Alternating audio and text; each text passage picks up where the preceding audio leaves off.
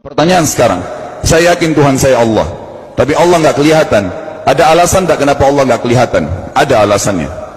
Anda tanamkan baik-baik, ini masalah akidah yang paling penting. Kata Nabi, itu disebutkan dalam banyak riwayat, bahwasanya nabi-nabi pun belum pernah ada nabi yang lihat Allah, termasuk Nabi Muhammad SAW. Kita ambil dalilnya dalam hadis Bukhari. Waktu Nabi SAW pulang dari Isra Mi'raj, jemaah sekalian, Aisyah bertanya radhiyallahu anha, berkata, istri beliau, ya Rasulullah, hal tara rabbak, apakah anda waktu Mi'raj ke langit, terima perintah salat, sempat lihat Tuhan anda enggak? Lihat enggak Allah itu bagaimana? Apa jawaban Nabi SAW? Nurun ala nur anna arah. Allah itu cahaya, di atas cahaya, terang sekali, bagaimana saya bisa melihatnya? Artinya Nabi SAW mengatakan, saya sendiri belum pernah lihat bagaimana itu Allah. Contoh sebelumnya Nabi Musa alaihissalam. Nabi Musa waktu menerima wahyu Taurat, itu selama 40 hari turun Taurat lengkap. Al-Quran 23 tahun baru lengkap. Kalau Taurat 40 hari nunggu di gunung Tursina. Tursina sebuah wilayah di Mesir sekarang. Itu banyak gunung-gunung batu, ada satu gunung batu yang tinggi, Nabi Musa nunggu di situ. Setiap hari Jibril datang turunin surah, turunin ayat gitu. Setelah berlalu 37 hari dari 40 hari menunggu Taurat turun, Nabi Musa AS tiba-tiba bertanya kepada Allah, mengatakan begini dalam Al-Quran, A'udzubillahiminasyaitonirrajim, Rabbi arini anzur ilaik. Wahai Tuhanku, izinkan aku melihatmu. Aku beriman kau ada ya Allah, tapi aku ingin lihat kau bagaimana. Allah menjawab, tidak mau mengecewakan Nabi Musa. Sebagai manusia Allah mengatakan, lan tarani. Perlu anda tahu dalam bahasa Arab jemaah sekalian ada 3 kosakata la, tidak yang berarti tidak. Ada la biasa artinya tidak, ada lam dengan mim, lam artinya tidak pernah, ada lam dengan nun, lan artinya tidak akan pernah. Allah mengatakan apa? Lan tarani, kau tidak akan mampu melihatku wahai Musa.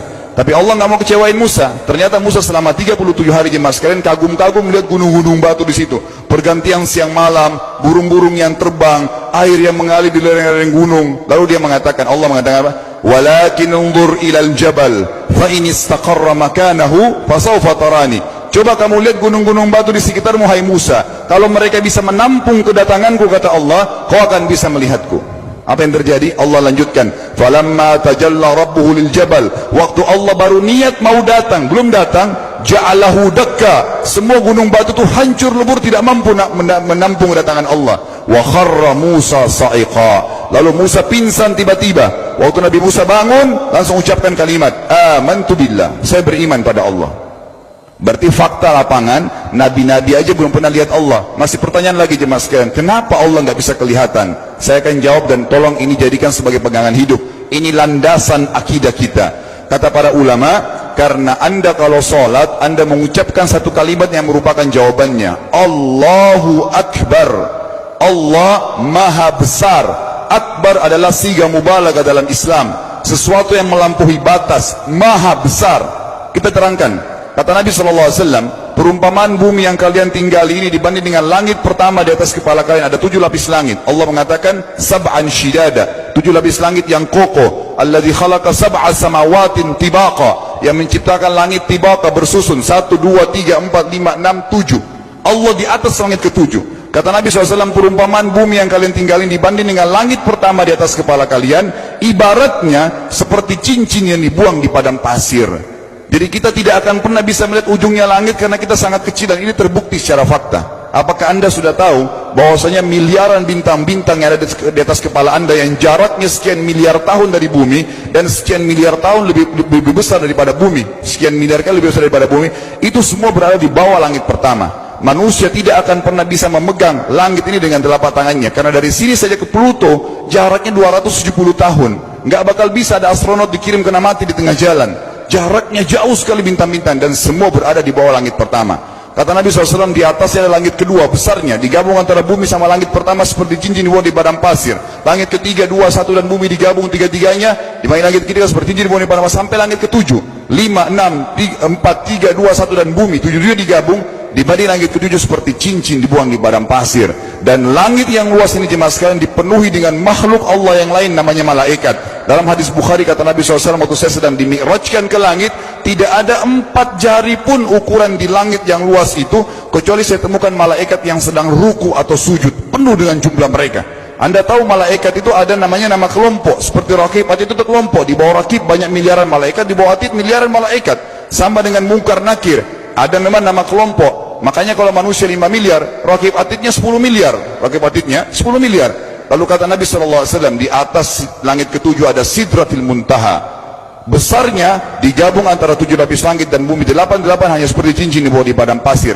Di atas Sidratil Muntaha ada sebuah lautan yang Allah ciptakan. Lautan itu besarnya digabung antara Sidratil Muntaha, 7 lapis langit dan bumi, 9 9-nya seperti cincin dibuang di padang pasir. Makanya kalau anda baca Quran, anda baca ayat wa kana arsyu 'alal ma', singgasana Allah di atas air. Ini maknanya, air adalah ada lautan. Lalu kata Nabi SAW, arsy-nya Allah di atas lautan itu singgasananya Allah. Besarnya digabung antara lautan, Sidratul Muntaha, 7 lapis langit dan bumi, 10-10-nya hanya seperti cincin dibuang di padang pasir. Anda sudah hafal ayat kursi?